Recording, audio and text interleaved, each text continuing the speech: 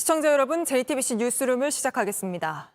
내년 우리 정부의 씀씀이, 그러니까 2024년도 정부 예산안이 국무회의를 통과했습니다. 656조 9천억 원입니다. 엄청난 액수지만 올해 예산 기준으로 보면 2.8%만 는 거여서 늘어난 폭만 놓고 보면 19년 만에 가장 적게 올랐습니다. 한마디로 정부도 허리띠를 졸라매겠다고 선언한 거죠. 윤석열 대통령은 그래서 내년이 총선이지만 선거를 염두에 둔 돈풀기는 없다, 이렇게 강조하기도 했습니다. 그런데 세부 내역을 따져보면 깎인 예산 중에선 16.6%나 줄어든 R&D 연구 예산이 눈에 띕니다. 국가 경쟁력과 직접 연결돼 있어 IMF 때도 깎지 않았던 예산입니다. 또 늘어난 예산 중에선 전체 예산 증가폭을 크게 웃도는 SOC 사회 간접자본 예산이 눈길을 끕니다. 주로 지역에 길 닦고 다리 놓는 예산으로 선거 때마다 선심성 예산으로 거론되는 돈이죠. 예산안 내용 지금부터 따져보겠습니다. 먼저 전체 예산안 내용부터 정원석 기자가 보도합니다. 정부는 내년도 예산의 키워드를 알뜰 재정, 살뜰 민생으로 꼽았습니다. 필요한 곳엔 돈을 쓰겠지만 기본적으로는 씀씀이를 줄이겠다는 취지입니다. 모든 사업을 원점에서 재검토하여 타당성과 효과성이 없는 사업은 단호히 폐지, 삭감하는 재정 정상화를 함께 추진하였습니다.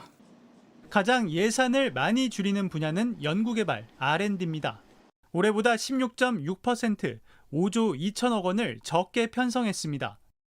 2018년부터 연평균 10.9%씩 투자를 늘렸지만 기초과학 분야에서 큰 성과는 없었고 나눠먹기식 이권 카르텔이 난립했다는 게 정부의 평가입니다. 하지만 R&D 예산으로 운영하는 정부 출연 연구기관에선 불만이 나옵니다. 일본의 수출 규제 때 대체 소재 개발과 누리호와 다누리 발사 같은 성과가 있는데도 카르텔로 보고 예산을 다 깎는 것 문제가 있다는 겁니다. 연구원 같은 경우 모든 연구과제 책임자한테 일괄적으로 30% 줄여서 내. 무조건 30% 줄여요. 근데 어떤 과제는 아예 과제를 수행하는 것 자체가 의미가 없어지는 여러 가지 상황이 올해 내년 후년에 이렇게 서서히 저는 나타날 수밖에 없을 거다. 교육 분야 예산도 6조 원 줄어듭니다.